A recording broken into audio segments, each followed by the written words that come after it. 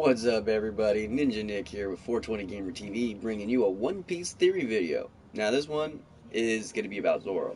Now, before I start, I would like to say what's up, everybody from around the world who watch me, and thank you for watching me very much, especially my extended family.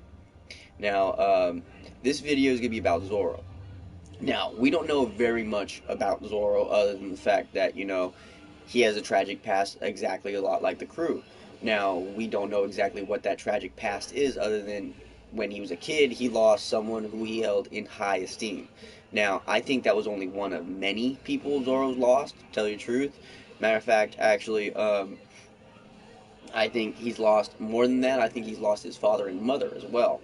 Now, the video is stated Roronoa Zoro's father. Who is he? And exactly that. Who is Zoro's father? And the funny thing is, I'm literally starting to think it's Mihawk. I'm throwing that out there right now so that you guys can understand where I'm going to go with this. Now, in Mihawk's past, this was in a theory video. Now, not my video, in someone else's video. I can't remember exactly who though, but they speculated that the strongest swordsman in the world was back on Wano. Now, if Mihawk is the strongest swordsman now, that means he had to have gone to Wano at one point in time. Now, everyone watching this is probably going, well, Zoro's not from Wano. I think he is, mainly because, especially with the last few episodes and manga chapters, to kind of hint at the fact that Zoro's from Wano. I mean, if you look at him, the way he just presents himself, the way he perceives himself, everything about him screams Wano Kuni. It just does. I don't know, like anyone else who like roommates that we don't have the full aspects of their past. Brook is another one. So is Nami. But well, I think literally back before Mihawk became the strongest swordsman in the world, I don't even think Mihawk even wanted that title. I think he was just a simple soldier, maybe even pirate, who went to Wano, was training on Wano, and fell in love with a woman on Wano. Probably a green-haired woman, and probably had a child, but in the process of it, while she got pregnant, something probably happened. He probably ended up fighting the world's strongest swordsman at that previous point in time, either before she was pregnant or during the pregnancy, and defeated the strongest swordsman. Now, in doing so, that also probably caused great dishonor upon her and her family, because maybe the strongest swordsman beforehand was Zoro's grandfather, or, Zoro's mom's father. Be a good little twist in there, if that's what they would do. But with the whole fact that Zoro wants to be nothing more than the strongest swordsman in the world, and if you watch the Pika fight, where he's getting ready to slice Pika the fuck up, if you look at his face, and you look at the squareness of it, his eyes and everything, you see Mihawk. Literally just, change his hair color, change his eye color a little bit, give him the fucking little squared out, like trimmed beard going on, just like Mihawk, and you got a fucking Mihawk character right fucking there with Zoro. Zoro is Mihawk's son. And, I mean, their fighting styles are almost exactly alike, other than the fact that Zoro uses 3 swords, and his style is derived with samurai. More of Mihawk's is more Western, such as, knightly style. But still, the fact of the matter is that Zoro resembles Mihawk, not just physically, because he does. He physically resembles Mihawk in several ways, and it's just insane. And, I mean, I don't think I've seen anyone do a theory video on who Zoro's father is, or possible father, or possible parents, because we know that eventually everyone's past will be known, like complete and total past, everything they've done, or what's led up to them, and what makes them to become part of the Straw Hat crew, because every member has a tragically fucked up past. They lost relatives such as family members, entire villages. Robin, you know, they've lost everything. They've literally lost absolutely everything that they ever held dear or treasured.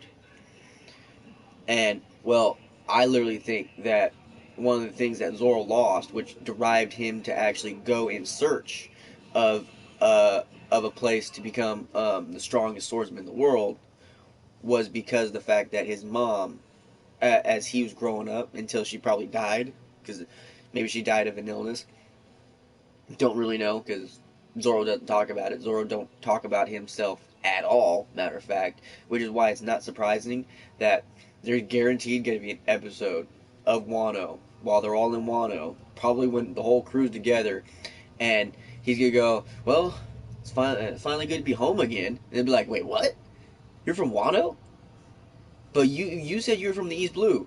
Well, I mean, I lived there. I mean, I don't know. Because everyone should know Zoro's sense of direction sucks. Straight sucks. It's like Luffy. You don't know where the fuck he's going. But he will recognize his home, and he goes, oh, so this is where I'm from? Oh, shit. Yeah, this is my place, guys. This is my island. And guarantees it's going to happen. You've gone to every home island of every fucking crew member so far. I mean, the only one you haven't really gone to is Luffy's home island yet. I mean, the crew in general haven't gone to Luffy's island yet. But, I mean, still, we know where he comes from. We know the island he comes from. We know that for every crew member except for Zoro. We know now where Sanji comes from, roughly. And we know where Brook comes from, roughly. But even then, we don't know very much about Brook. But still, it's like, that's how, like, with these theory videos, if you can actually go and look at all these different theories and go, okay, well, if this one makes a lot of sense and everything else, if you look at, you know, everything when it comes to Zoro, same thing. Especially when it comes to just the way things fit with Mihawk and before Zoro was born. If Mihawk literally did beat, he might have been a relative of Zoro's, well, that also would explain why Zoro has such a natural affinity to swordsmanship, meaning he's just naturally fucking skilled. He is naturally good. He is just uber fucking badass.